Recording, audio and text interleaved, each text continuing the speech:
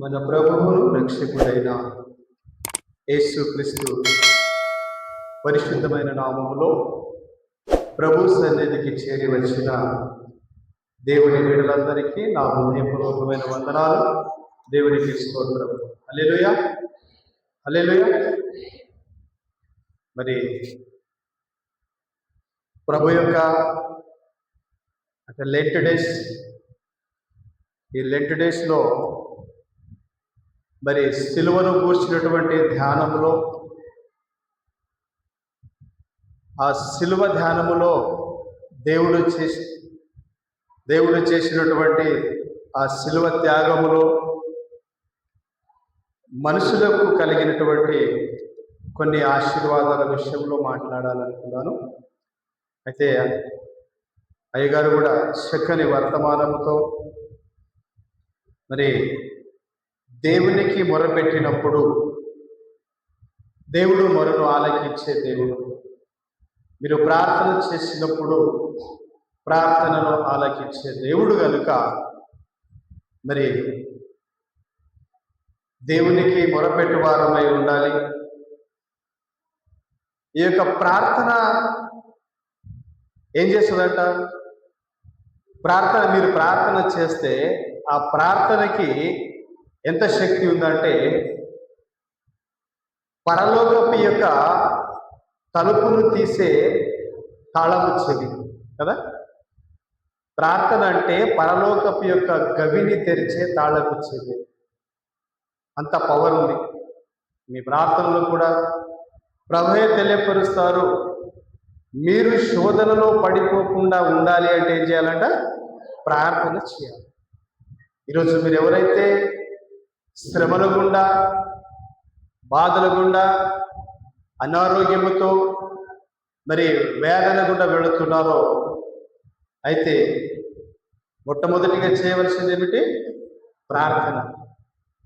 ప్రార్థన చేస్తే ఆ ప్రార్థన వలన ప్రభువు మీ ప్రార్థన అంగీకరించి సమస్త విధములైనటువంటి శ్రమల నుండి ఆయన మిమ్మలను తప్పిస్తారు.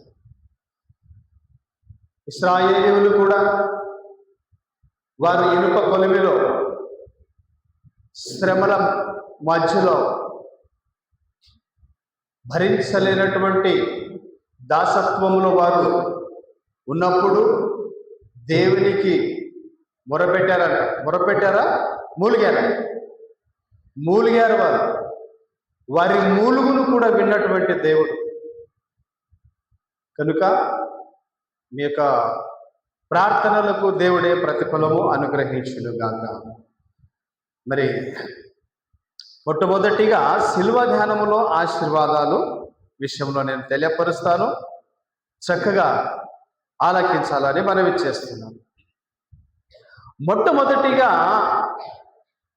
దేవుని యొక్క ప్రేమ అనేది బయలుపరచబడింది. మొట్టమొదటిగా దేవుని ప్రేమ ఎలా బయలుపరచబడింది అన్నటువంటి విషయంలో చూస్తే, యోహాను సువార్త మీ అందరికీ వచ్చిన వాక్యమే, కంఠస్థంగా చెప్తారు ఆ వాక్యం. 3వ అధ్యాయము 16వ వాక్యం. దేవుడు లోకమును ఎంతో ప్రేమించెను, కాగా ఆయన తన అద్వితీయ కుమారునిగా పుట్టిన వానియందు విశ్వాసము ఉంచు ప్రతి వాడును నశింపక నిత్య జీవము పొందును. చూడండి, ఒకరు అంటే ఈ లోకరీతి ప్రకారంగా ఒకరు ఏమంటారంటే, ఇప్పుడు సపోజ్ ఉదాహరణ, ఒకరి పట్ల ఒకరికి ప్రేమ, ఒకరికి పట్ల ఒకరికి గౌరవం ఉన్నట్లయితే బహుమానాలు ఇచ్చి పుచ్చుకుంటారు. ఇంకా ఏదైనా నా మీద కనుక నీకు ప్రేమ ఉంటే ఈ పని నువ్వు చేయాలి అని ఒక కండిషన్ పెడతారు. ఆ కండిషన్ వలన అరే ఆ పని జరిగిస్తే ఏమవుతారంటే ఇతడు నన్ను నా మాట గౌరవించాడు కనుక, నా మీద ప్రేమ ఉంది కనుక ఈ పని చేయగలిగాడని నిర్ధారణ అవుతుంది. అదే రీతి ప్రకారంగా దేవుడు ఈ లోకమును ఎంతగానో ప్రేమించాడు అన్నదానికి నిదర్శనము ఏమిటి అంటే తన సొంత కుమారునే త్యాగం చేయడం కదా. ఇప్పుడు సపోజ్ ఉదాహరణ,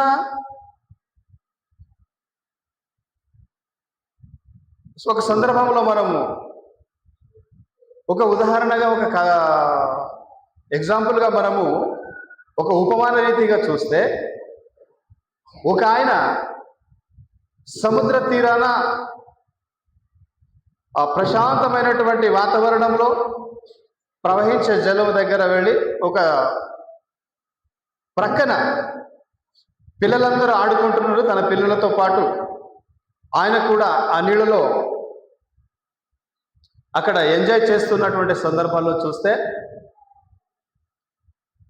అక్కడ పిల్లలంతా ఆడుకుంటూ ఉంటే అందులో ఒక పిల్లవాడు ఆ నీళ్ళలో మునిగిపోయి కొట్టుకొని వెళ్ళిపోతా ఉన్నాడంట. ఆ పిల్లలు ఆడుకుంటూ మునిగిపోతూ కొట్టుకొని వెళ్ళిపోతూ ఉంటే అక్కడున్నటువంటి మనిషి ఆయన ఆ కొట్టుకొని వెళ్ళిపోతున్నటువంటి పిల్లలను చూసి గబగబ నీళ్ళలో దూకి ఆయన ఏం చేశాడంట, వాళ్ళని కాపాడడానికి వెళుతూ ఉన్నాడు. వెళుతూ ఉంటే వాళ్ళలో ఉన్నటువంటి ఒక పిల్లవాడు, ఆయనకున్న ధైర్యం ఏమిటంటే, మా నాన్న కదా, మేము మునిగిపోతుంటే వస్తున్నాడు, కంపల్సరిగా మా నాన్న వస్తున్నాడు, నన్ను కాపాడుతాడు, నన్ను రక్షిస్తాడు, నేను బ్రతుకుతాను అనేటటువంటి ధైర్యము అవన్నీ కలిగింది. అయితే ఆ తండ్రి గబగబా వెళ్ళి నీళ్ళలో దూకి తన కొడుకుని కాకుండా ఇంకొక దానికి కాపాడి రక్షించగలిగాడు. రక్షించిన తర్వాత ఆ రక్షించి ఇతనిని కాపాడేసరికి అతని కుమారుడు మరణించాడు. అప్పుడు అడిగారంట, ఏంది మరి నీ కుమారుణ్ణి కాకుండా ఆయన కుమారుణ్ణి ఇంకొక అతన్ని ఎందుకు కాపాడావంటే, ఈయన రక్షణ పొందినటువంటి నా కుమారుడు, ఈయన చనిపోతే దేవుడి దగ్గరికి వెళ్ళిపోతాడు, ఈయన రక్షణ పొందలేదు. ఈయన రక్షణ పొందలేడు కనుక ఈరోజు ఆయనను నేను రక్షించగలిగాను. నా ప్రేమను తెలుసుకొని నేను కాపాడినటువంటి జీవితానికి ఆయన విలువించి మారు మనసు పొంది దేవుణ్ణి తెలుసుకొని భయభక్తి కలిగి జీవిస్తే అంతే చాలు అని ఆయన తెలియపరిచారు. అయితే తన కుమారుని విషయంలో ప్రేమించాడు, తన కుమారుని కూడా నశించిపోతున్నటువంటి ఒక ఆత్మను రక్షించడానికి ప్రయాసపడ్డాడు. అలాగే ఈ లోకమంతా కూడా ఆయన సృష్టించినటువంటి సృష్టియే. అందులో సంఘముగా బాప్తిసం పొందిన వారిగా వీరందరూ ఉన్నప్పటికీ ఆయన లోకం మొత్తాన్ని ప్రేమించాడు. లోకం మొత్తాన్ని ప్రేమించి లోకం మొత్తాన్ని రక్షించాలనే తన ఏక కుమారుడైనటువంటి యేసుక్రీస్తుని ఈ భూమి మీదకి పంపించాడు. అలాగనే నా ప్రేమైన సహోదరులారా, ఇంకొక విషయంలో కూడా మనం చూస్తాం. ఇదే యోహాను సువార్త 4:9లో, యోహాను సువార్త 4:9, ఆ సమరయ స్త్రీ, యూదుడవైన నీవు సమరయ స్త్రీ అయిన నన్ను దాహమునకు ఇమ్మని ఎలాగూ అడుగుతున్నావు అని చూడండి. సమరయులు యూదులు సమరయులతో సాంగత్యము చేయకూడదు, సమరయులు యూదులతో సాంగత్యము చేయకూడదు. అయినను ప్రభు ఏంటంటే అందరినీ ప్రేమిస్తున్నాడు. సమరయులను ప్రేమిస్తున్నాడు. అక్కడ అడిగిన మాట ఏమిటంటే, నీవు దేవుని వరమును దాహావునకు ఇమ్మని అడుగుచున్న వాడెవడో నువ్వు గ్రహించగలుగుతున్నావా అన్నటువంటి మాట అక్కడ ఉంటుంది. అయితే అప్పుడే ఆ స్త్రీ పలికినటువంటి మాట ఏమిటంటే, నీవు ఇంకా కిందికి చదవాలి, కిందికి చదువు.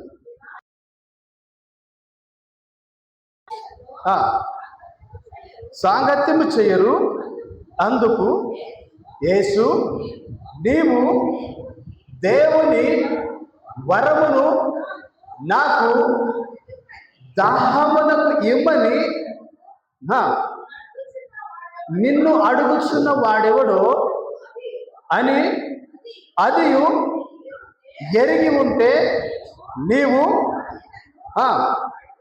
అడుగుదువు, ఆయన నీకు జీవజల నిచ్చునని ఆమెతో చెప్పారు.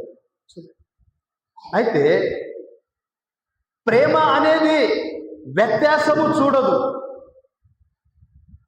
ప్రేమ అనేది వ్యత్యాసము చూడదు. బీదల, ధనికుల, నల్లవాడ, తెల్లవాడ, ఎలాంటి తారతమ్యమైనటువంటి భేదము చూడదు. ప్రేమ ఎలాంటి భేదాభిప్రాయాలు ఉండవు, దాంట్లో ద్వేషము ఉండదు. కనుక ఆయన అందరినీ ఒకే రీతిగా ప్రేమించారు. సమరయులను ప్రేమించారు, యూదులను ప్రేమించారు, అందరినీ ప్రేమించారు. ఈరోజు నిన్ను, నన్ను, ప్రతి ఒక్కరిని కూడా ప్రేమించినటువంటి దేవుడు కనుక ఆయన ప్రేమ స్వరూపి అయి ఉన్నాడు. ఆయన ప్రేమ స్వరూపి అయి ఉన్నాడు కనుక ప్రేమ కలిగిన వాడు దేవుని తెలుసుకుంటాడు. ప్రేమ లేని వాడైతే దేవుణ్ణి ఎరగడు. నా ప్రియమైన సహోదరి, సహోదరుడా, దేవుడే ప్రేమ స్వరూపి అయి నిన్ను ప్రేమిస్తున్నాడు కనుక ఆ ప్రేమ నీలో నిలిచి ఉండాలని ప్రభువు కోరుకుంటున్నాడు. ఇంకొక విషయంలో చూద్దాం. మొట్టమొదటి అయితే దేవుని యొక్క ప్రేమ వెల్లడపరచబడింది. రెండవది పాత నిబంధన ముగించబడింది, నూతన నిబంధన ప్రారంభించబడింది. మత్తయి సువార్త 5వ అధ్యాయము, మత్తయి సువార్త 5వ అధ్యాయము 17-18 వచనాలు.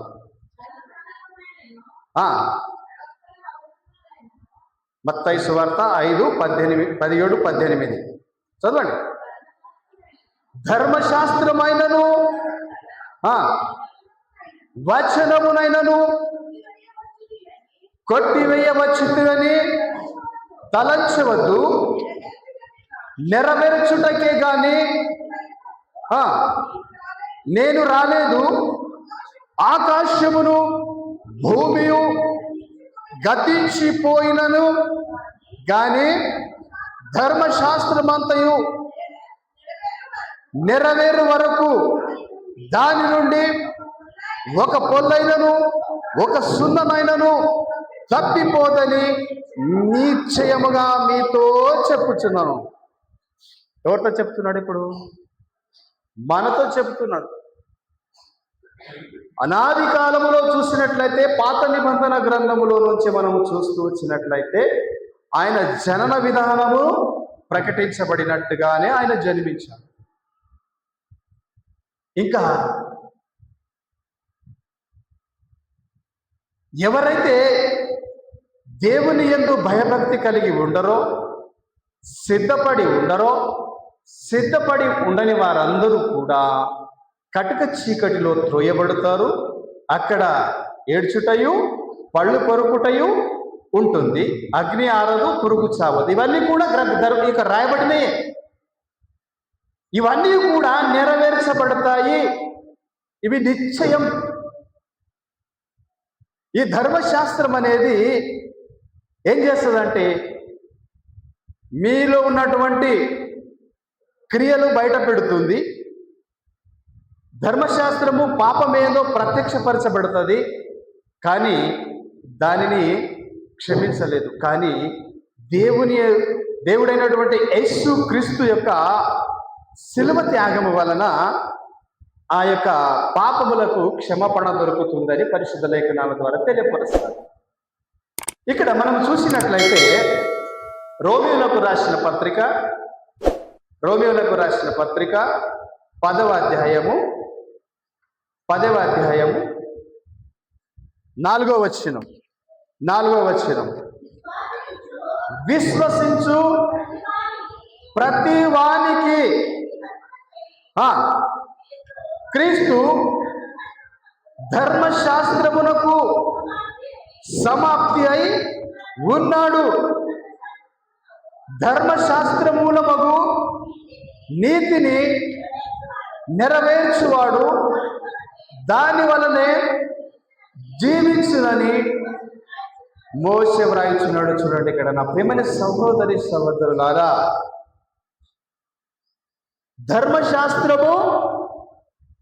ధర్మశాస్త్రము విశ్వసించు ప్రతివానికి నీతి కలుగుటకై క్రీస్తు ధర్మశాస్త్రము సమాప్తి అయి ఉన్నాడు, ముగింపునై ఉన్నాడు. ఇప్పుడు సపోజ్ ఉదాహరణ ఏముంది, ఈ పిల్లలందరూ కూడా జూన్ మాసంలో 10వ తరగతో లేకపోతే 8వ తరగతో నూతన విద్యా సంవత్సరంలో ప్రారంభం ఉంటుందా? చివరికి మార్చ్ ఏప్రిల్ వచ్చేసరికి యాన్యువల్ ఎగ్జామ్. ఆ ఎగ్జామ్ దేనికి ముగింపు అంటే 7వ తరగతికి 6వ తరగతికి లేక 10వ తరగతికి తాము చదువుతున్నటువంటి తరగతికి సమాప్తం. ఆ యాన్యువల్ ఎగ్జామ్ రాసేసరికి ఆ సంవత్సరము ఆ తరగతి ముగించుకొని నెక్స్ట్ ప్రమోషన్ అన్నమాట అక్కడ. అలాగే ఈ ధర్మశాస్త్ర విషయంలో మనము చూసినట్లయితే ఈ ధర్మశాస్త్రం అంతా కూడా నెరవేర్చడానికి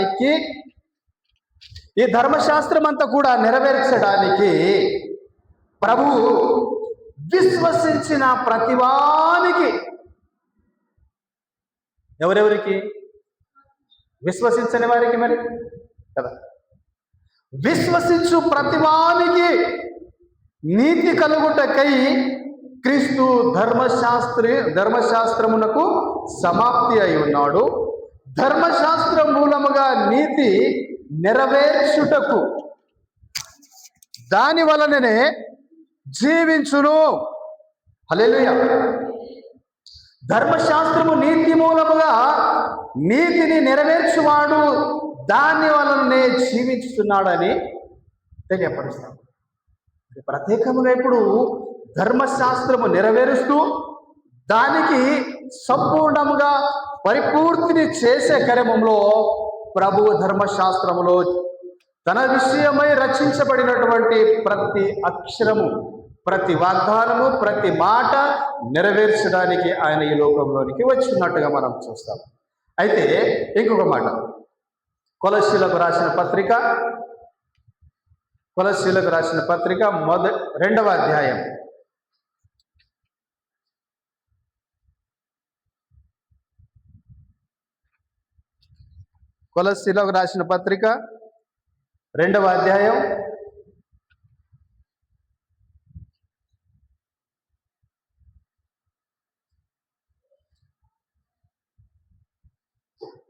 2వ అధ్యాయం 14వ వచనం.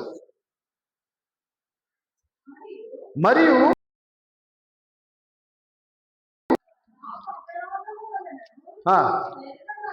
శరీరమందు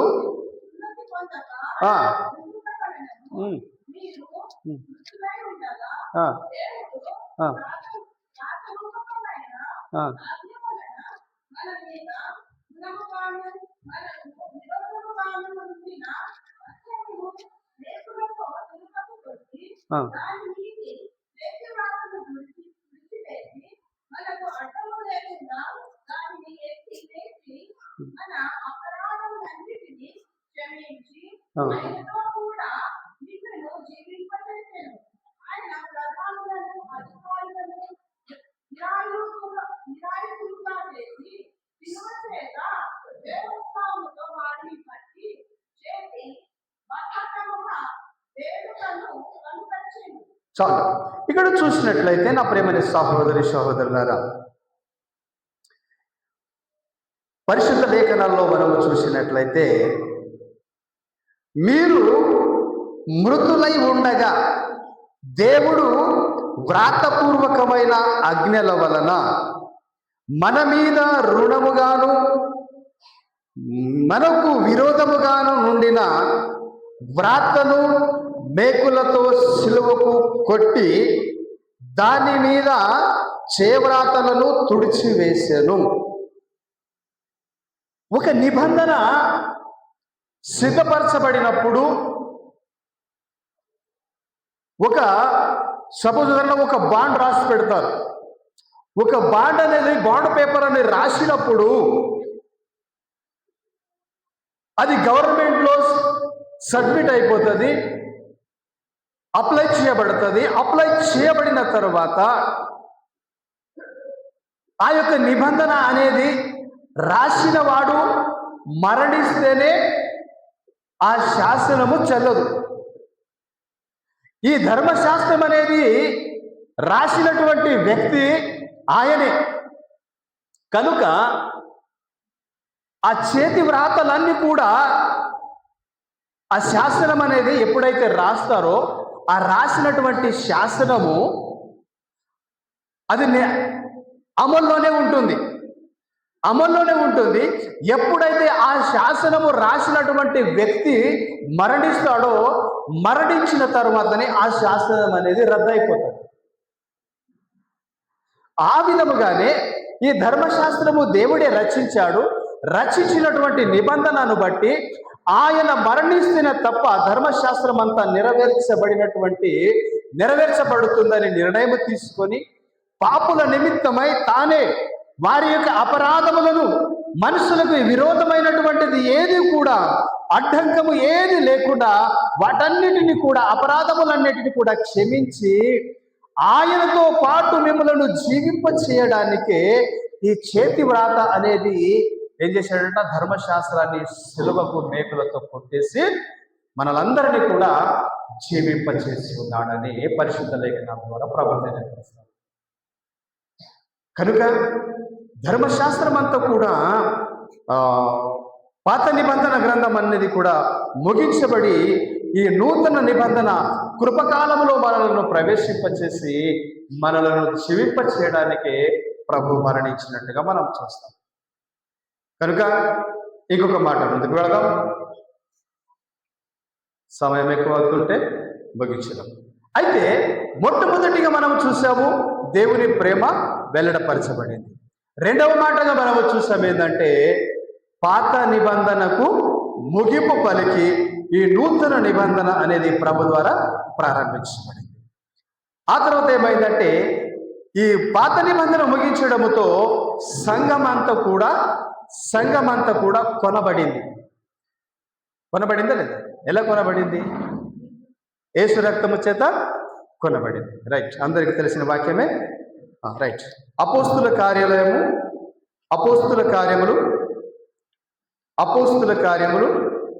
20వ అధ్యాయము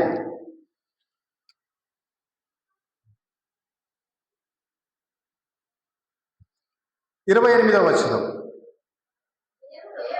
దేవుడు సంపాదించిన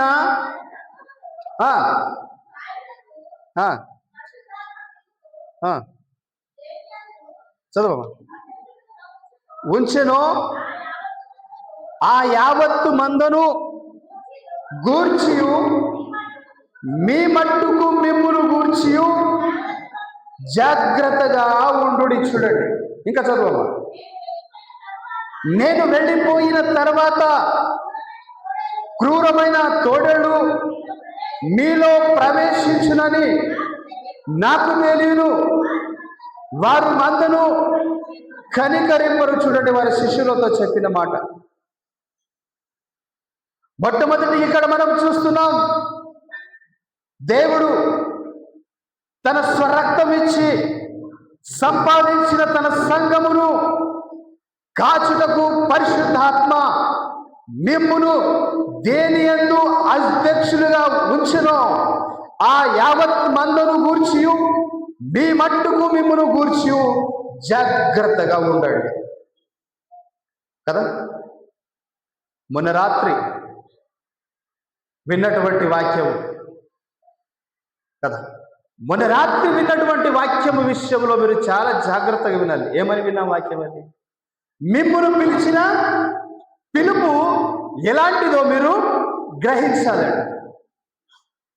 మిమ్మల్ని పిలిచినటువంటి పిలుపు ఎలాంటిది? ఇక్కడ చూసినట్లయితే ప్రభు తెలియపరుస్తున్నారు, పరిశుద్ధాత్మ మిమ్మును దేనిని గూర్చి, పరిశుద్ధాత్మ మిమ్మును దేని యందు అధ్యక్షులుగా ఉంచెనో. మీరు దేని విషయంలో అధ్యక్షత ఉన్నారు అంటే, మాకే సంఘంలో ఏ అధ్యక్షత ఇయ్యలేదు అంటారా? అంటారా? ఇప్పుడు దేవుడు ఏం చేశాడంట? స్వరక్తం ఇచ్చి, తన సొంత రక్తాన్ని ఇచ్చి సంఘము కొనుక్కున్నావంటే నువ్వు కొనుక్కోబడ్డావా లేదా? నువ్వు కూడా కొనుక్కోబడ్డావు. నువ్వు కూడా దేవుని సొత్తై ఉన్నావు. దేవుని సొత్తైన తర్వాత దేవుడు నీకు ఒక తలాంతు ఇచ్చాడు. దేవుడు నీకు ఒక తలాంతు ఇచ్చాడు. ఆ ఇచ్చిన తలాంతును బట్టి ఆ ఒకదాని మీదనే అధ్యక్షత ఇచ్చినప్పుడు దాని యందు నీవు ఎంత నమ్మకముగా ఉన్నావో అనే విషయంలో నీవు జాగ్రత్తగా చూచుకోనమని తెలియపరుస్తున్నాడు ఇక్కడ. మిమ్మును బట్టి మీరు జాగ్రత్తగా ఉండుడి. ఎందుకంట ఇప్పుడు నేను వెళ్ళిపోతా. నేను వెళ్ళిపోయిన తర్వాత క్రూరమైనటువంటి తోడేళ్ళు మీ మధ్యలోనికి వచ్చును, ప్రవేశించును. క్రూరమైనటువంటి తోడేళ్ళు మీలో ప్రవేశించును. నాకు తెలియను. వారు మందను కనికరించరు. ఎంత మాత్రమును కనికరించక, వారు మీ మీద జాలిపడక మిమ్మల్ని అందరినీ కూడా చెదరగొడతారు.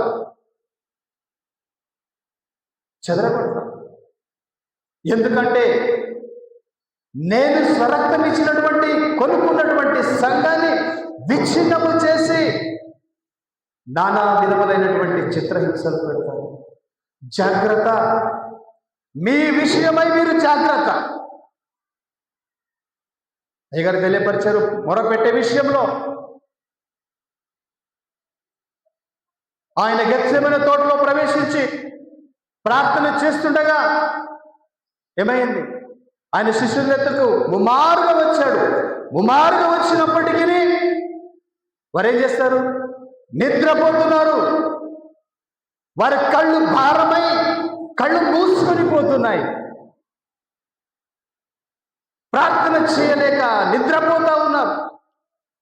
అప్పుడేమన్నారు? ప్రభు, వంచకుడు వచ్చేసి ఉన్నాడు, కాపరి పట్టబడతాడు, గొర్రెలంతా చెదిరిపోతాయి. కనుక అలా జరగకుండా ఉండినట్లుగా మీరందరూ కూడా జాగ్రత్తగా ఉండండి అని తెలియపరుస్తాను. నా ప్రియమైన సహోదరులారా, సంఘం విషయంలోనే కాదు, కుటుంబము విచ్ఛిన్నమైపోతుంది. కుటుంబ యజమానుడు, కుటుంబంలో ఉన్నటువంటి బిడ్డలు, కుటుంబం అంతా కూడా ప్రార్థన లేకపోతే, దేవుని యందు భయభక్తి కలిగి ఉండకపోతే కుటుంబం కూడా విచ్ఛిన్నమైపోతుంది. మీ విషయమై మీరు జాగ్రత్తగా ఉండండి. ప్రభు వాక్యము తెలియపరుస్తుంది, తన యందు భయభక్తులు గల వారి ఎడల ఆయన తన దూతలను కావలిగా ఉంచి కాపాడుతాడట. మరి తన యందే భయభక్తి కలిగి మనం జీవించకపోతే కాపాడబడతామా? ఎందుకు అంటే ఆయన తన స్వరక్తాన్ని ఇచ్చినటువంటి కొనుక్కున్నటువంటి సంఘము, ఆ సంఘము విచ్ఛిన్నమైపోవడము దేవునికి ఇష్టం లేదు. అలాగే ఒక సంఘము విచ్ఛిన్నమైపోవడానికి ఇష్టం ఏ ప్రకారంగా దేవునికి లేదో, కుటుంబము కూడా విచ్ఛిన్నమై, భర్తకు భర్త, భార్యకు భార్య, పిల్లలకు పిల్లలు, మీరందరూ కూడా విచ్ఛిన్నమై ఉండకూడదు అని దేవుని ప్రణాళిక. మళ్ళీ అందులో కుటుంబ యజమాని కూడా అంతా దాన్ని సహకరిస్తాడా? ఒప్పుకుంటాడా? కుటుంబం విచ్ఛిన్నమైపోవాలని ఒప్పుకోడు. కనుక నా ప్రేమని సహోదరి సహోదరులారా, మీరందరూ కూడా సంఘం విషయంలోను ఆత్మీయత విషయంలోను బహు జాగ్రత్త కలిగి, నేను దేవుని సొత్తై ఉన్నాను, నేను దేవుని బిడ్డనై ఉన్నాను,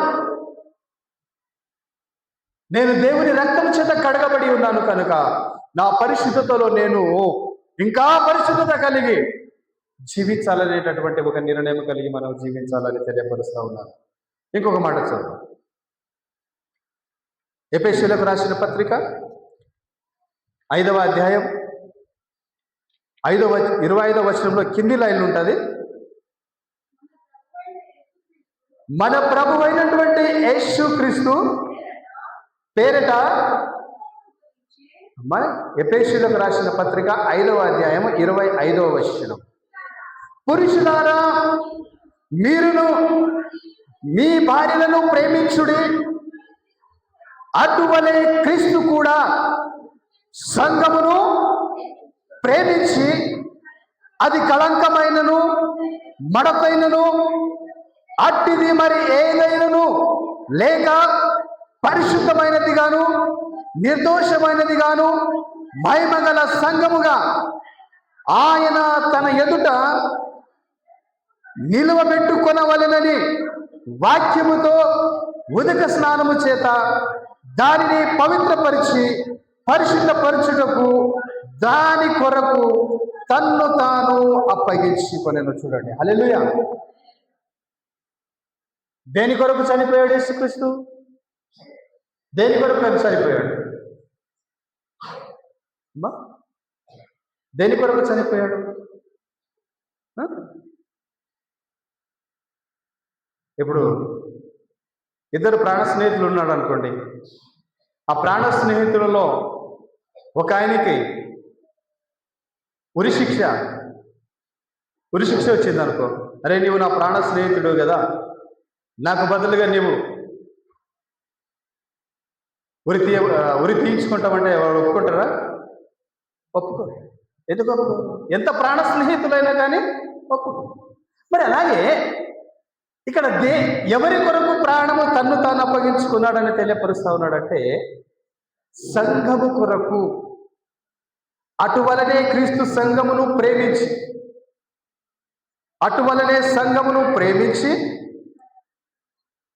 అది కళంకమైనను ముడతైనను అట్టిది మరి ఏదైనను లేక, ఏముండకూడదంట సంఘంలో? ఏముండకూడదు? కళంకాలు ఉండకూడదు, కడుపులో భేదాలు ఉండకూడదు, మనసులో కపటం ఉండకూడదు, ఇంకా మడతైనంటే ముడతైనను.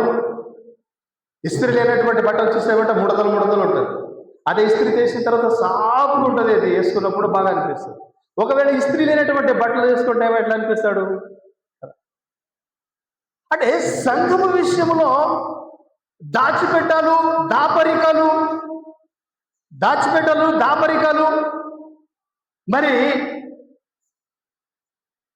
కపటాలు మోసాలు ఇవన్నీ కూడా ఏది ఉండకూడదంట. ఏది కూడా లేనటువంటి సంఘముగా, పరిశుద్ధమైనది గాను, ఏ దోషము లేనటువంటిది గాను, మహిమగల సంఘముగాను ఆయన తన ఎదుట దానిని నిలబెట్టుకోవాలని. ఎలా నిలబెట్టుకోవాలనుకుంటున్నాడంట దేవుడు? మహిమ, పరిశుద్ధత. సంఘము అనేది దేవుడు ప్రేమించినటువంటి సంఘము, రక్తము కార్చినటువంటి సంఘము. మీ అందరి కొరకు మీ అందరూ కూడా ఎలాంటి వారై ఉండాలంట? ఎలాంటి కపటాలు, మోసాలు, దాపరికాలు ఇవన్నీ కూడా లేకుండా పరిశుద్ధమైనటువంటి సంఘముగా, మహిమ కలిగినటువంటి సంఘముగా తన ఎదుట నిలవబెట్టుకోవాలని మీకు వాక్యముతో ఉదక స్నానము చేసి పవిత్రపరిచి పరిశుద్ధపరచుటకే దాని కొరకే తన్ను తాను అప్పగించుకున్నాడు. మీ కొరకే, నా కొరకే, మీ అందరి కొరకు కాకుండా ఈ లోకంలో ఉన్నటువంటి ప్రతి వారి అందరి కొరకు తను తాను అప్పగించుకున్నాడు. ఈరోజు ఎన్ని సంఘాలైనా ఉండొచ్చు భూమి మీద అనేకమైనటువంటి సంఘాలు, అనేకమైనటువంటి డినామినేషన్లతో సంఘాలు ఉన్నప్పటికీ ఈ సంఘములో ఉన్నటువంటి వారందరూ కూడా, ప్రపంచంలో ఎన్ని సంఘాలు ఉన్నాయో ఆ సంఘములో ఉన్నటువంటి వారందరూ కూడా ఒకే సంఘంగా ఎత్తబడతారు. ఎవరెత్తబడతారు? మడత లేనటువంటి వారు, కళంకం లేనటువంటి వారు, పరిశుద్ధంగా ఉన్నటువంటి వారు, దేవుని కృపను బట్టి వారందరూ కూడా మహిమగల సంఘముగా వారందరూ కూడా ఎత్తబడతారు. ఆ గుంపులో మనం ఉన్నామా? ఈ గుంపులో ఉండడం కాదు. ఎత్తబడే గుంపులో, సిద్ధపడ్డటువంటి గుంపులో, దేవుని రక్తము చేత కడగబడినటువంటి గుంపులో, వాక్యము చేత మన జీవితాన్ని సరి చేసుకుంటున్నామా?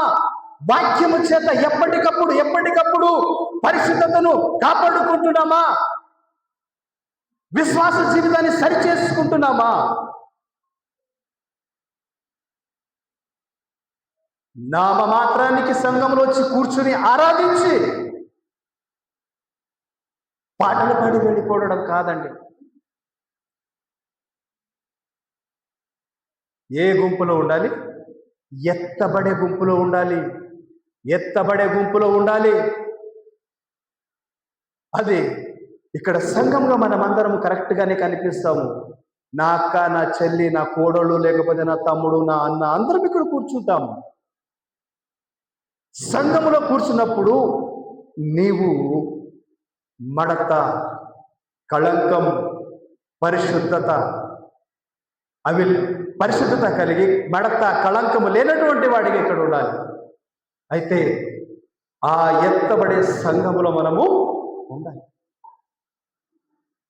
ప్రియమైన సహోదరుడా, మనము దేవుని యొక్క సంఘమై ఉన్నాము గనుక ఈ దేవుని సంఘములో మనము ఏ విధంగా ఉన్నామనేటువంటి విషయంలో మనం చూస్తున్నాం. మరి సంఘం కొరకైతే దేవుడు తన స్వరత్వాన్ని ఇచ్చి కొనుక్కున్న తరువాత ఇంకొక విషయం, ఉదాహరణ తెలియపరచాలి. పాపము చేసిన వాడు పాపమునకు దాసుడు.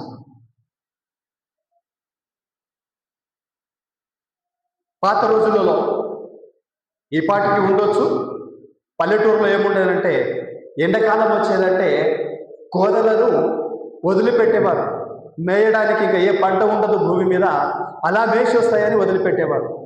ఈ ఊరి నుంచి వెళ్ళినటువంటి గోదలు ఇంకో ఊరికి వెళ్ళి అక్కడ ఎక్కడైనా బావి దగ్గర కానీ ఎక్కడైనా కానీ అవి పచ్చగున్నటువంటి చెలలో మేస్తే వాటిని తీసుకుని వెళ్ళి పంచాయతీలో ఒకటి బందీలతోటి, అంటే కట్టేసేటటువంటి దొడ్డి ఉండేది. ఆ దొడ్డిలో వాటిని కట్టేసేవారు. ఆ ఇంటి యజమానులు ఆ పశువులను వెతుక్కుంటూ వెళ్ళి ఆ ఫలానా ఊరిలో ఉంది అని తెలియపరిస్తే అక్కడికి వెళ్ళి ఆ పంచాయతీ బందెల దొడ్డిలో వెళ్ళి తన యొక్క పశువులను కనుగొని వాటిని తోలుకొని రావాలి అంటే దానికి కొంత ఏం చెల్లి రుసుము చెల్లించాలి. డబ్బు చెల్లించి ఆ పంచాయతీకి డబ్బు చెల్లించి రసీదు తీసుకొని మళ్ళీ గోదలను కొట్టుకొచ్చేవాడు. అలాగే ఈ లోకంలో మేమందరము కూడా మానవులుగా పుట్టినటువంటి మనమందరము కూడా పాపమునకు పుట్టికతో పాపములో పుట్టి పాపములో పెరిగిన వారము కనుక పాపులైనటువంటి మమ్ములను కరుణించి తన ఏకైక కుమారుని రక్తము చేత మనలందరినీ కూడా పరిశుద్ధపరచడానికి క్రయాధనముగా అంటే పాపమునకు చెల్లించవలసినటువంటి వెల చెల్లించడానికి ప్రభు తన్ను తాను బలిగా అర్పించుకున్నాడు.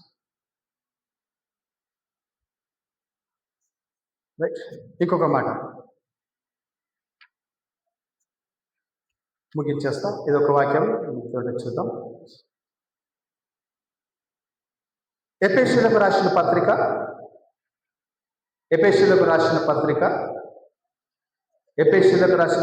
2వ అధ్యాయం 14వ వాక్యం. ఆయన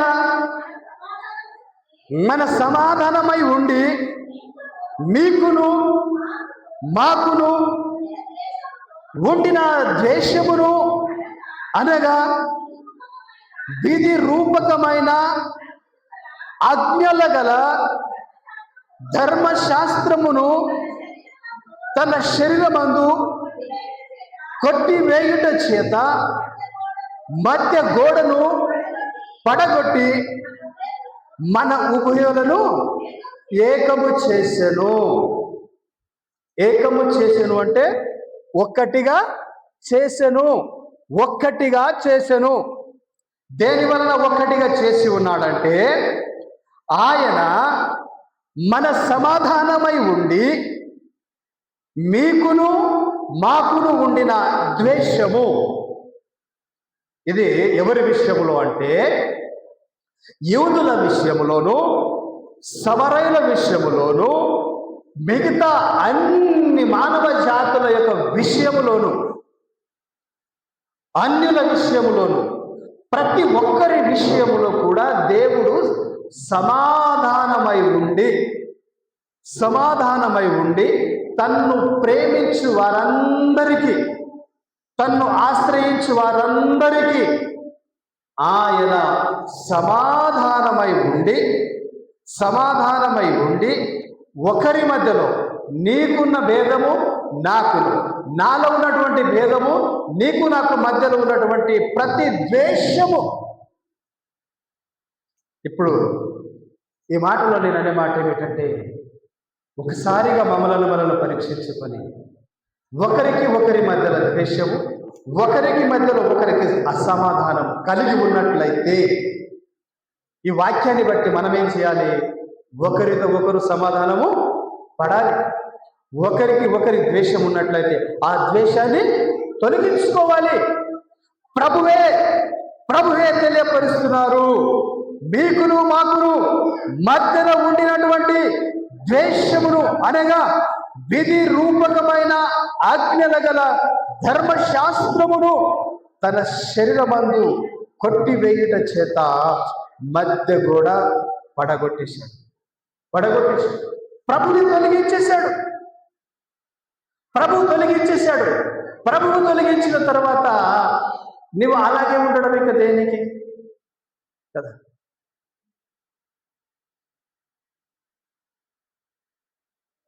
లెమ్ము తేజరిల్లుము, నీకు వెలుగు వచ్చి ఉందని ప్రకటించిన తర్వాత వెలుగు వస్తే వచ్చింది, నేను వెలుగులోకి రాను, నేను చీకట్లోనే ఉంటాను అంటామా?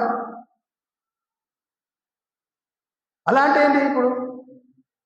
ఇప్పుడు రాత్రి, ఇప్పుడు ఉదయం అయింది, మధ్యాహ్నం అయింది, లేదు మధ్యాహ్నం కాలేదు, నేను చీకట్లో ఉన్నాను కనుక ఇది చీకటే, ఇంకా తెల్లారలేదు అంటే నీ అవివేకం, నీ బుద్ధిహీనత. ప్రభువు కొట్టేశాడు. నా పాపముల యొక్క వెలను చల్లించేశాడు. మీ మధ్యలో ఉన్నటువంటి దేశమును తొలగించేశాడు. మీ మధ్యలో ఉన్నటువంటి దేశమును తొలగించేసి సమాధానమును కలుగచేసి ఇక్కడ ఏమంటున్నాడంటే అందరి పట్ల మీకును మీ ఉభయకులను ఏకము చేసినటువంటి దేవుడు సమాధానకర్తై అందరి విషయంలో సమాధానపరచు దేవుడై ఉన్నాడు. నా ప్రేమని సహోదరులారా, మనమందరము కూడా శిలువ సన్నిధిలో నేర్చుకున్నటువంటి మాట ఏమిటంటే దేవుని ప్రేమ బయలుపరచబడింది. పాత నిబంధనకు ముగింపు వచ్చేసి కృపకాలములో దేవుని యొక్క నూతన నిబంధన ప్రారంభమైంది. సంఘము కొనబడింది. మనమందరం కూడా ఏకపరచబడ్డాం. ఐక్యత కలిగి జీవించుటకు దేవుడు సమాధానం కలిగి చేశాడు. నాడని మనం గ్రహించి ఒకరి పట్ల ఒకరు సమాధానం కలిగి జీవించాలి. కపటాలు, మోసాలు లేకపోతే మీలో ఉన్నటువంటి ద్వేషం అంతటిని తొలగించుకొని సమాధాన స్థితిలో మీరు జీవించాలని తెలియపరుస్తా ఉన్నారు. ఈ చెప్పుకున్నటువంటి కొద్ది మాటలు దేవుడు దీవించి ఆశీర్వదించి ఈ ఆత్మీయహారం కొరకును దేవునికి మహిమకరంగా నుండి నడిపించబడును గాక. ఆమేన్.